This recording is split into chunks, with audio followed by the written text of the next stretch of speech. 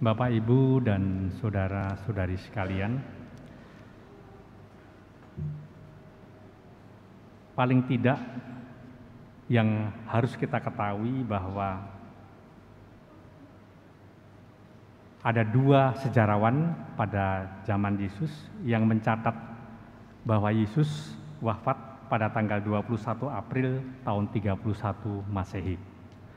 Sejarawan itu tidak mengenal Yesus. Satunya adalah Tacitus orang Roma dan satunya adalah Josephus Flavius orang Yahudi. Tetapi bahwa tokoh Yesus itu begitu menarik perhatian mereka sehingga mereka mencatat dalam catatan sejarah mereka. Dan alasan mengapa Yesus wafat adalah karena Yesus diduga menjadi pemimpin gerakan mesianisme yang akan memberontak terhadap pemerintah Romawi. Tetapi kalau kita melihat apa yang kita dengarkan di dalam kisah sengsara, maka di sana kita melihat bahwa kematian Yesus terjadi lebih karena pemimpin formal Yahudi, yaitu ahli Taurat dan orang-orang Farisi dan para imam, merasa bahwa fungsi mereka itu diambil alih oleh Yesus sebagai seorang pemimpin karismatis. Seharusnya pemimpin itu adalah mereka, tetapi nampaknya mereka tidak menarik perhatian jemaat. Yang lebih menarik perhatian jemaat adalah Yesus. Sehingga Yesus lebih populer sebagai seorang pemimpin gerakan yang karismatis di luar pemimpin formal. Dan rasa iri hati itulah yang kemudian membuat mereka membuat suatu alasan yang mendesak Pilatus agar Pilatus membunuh Yesus.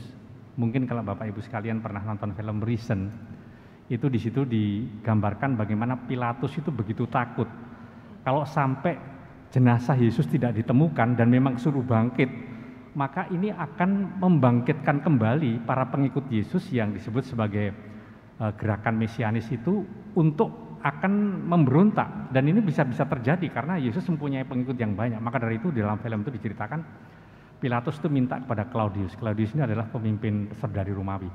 Kamu cari jenazah Yesus sampai ketemu. Kalau tidak, mati sudah saya. Karena berarti yang dikatakan Yesus itu betul, dia memang bangkit itu.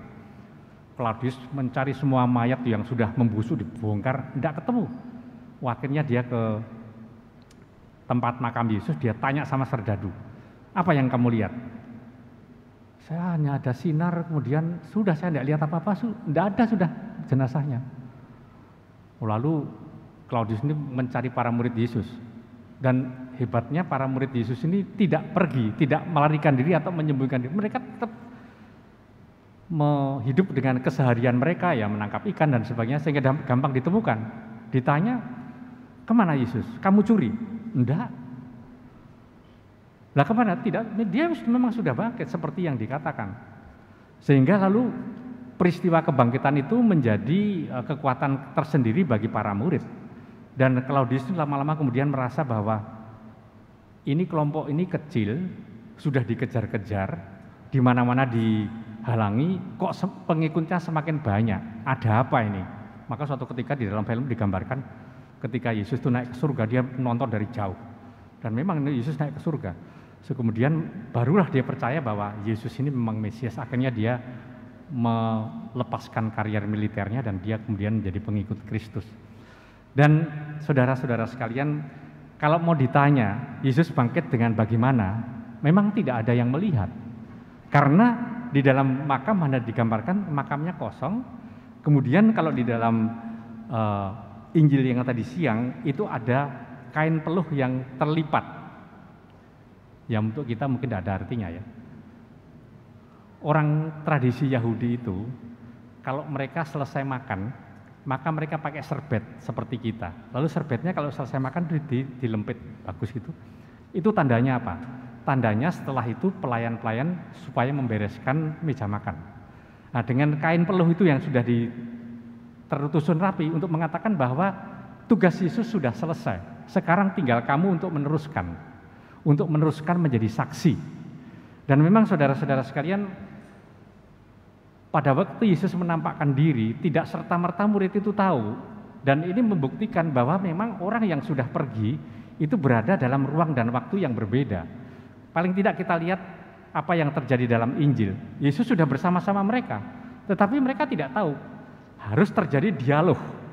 Kalau sudah terjadi dialog, kemudian ada pemecahan roti. Nah, barulah mereka tahu ini Yesus. Demikian juga kalau kita lihat dengan Maria Magdalena, sudah dipanggil, tapi dia belum sadar.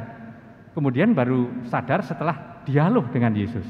Dan setelah itu barulah dia menyadari bahwa Yesus memang bangkit.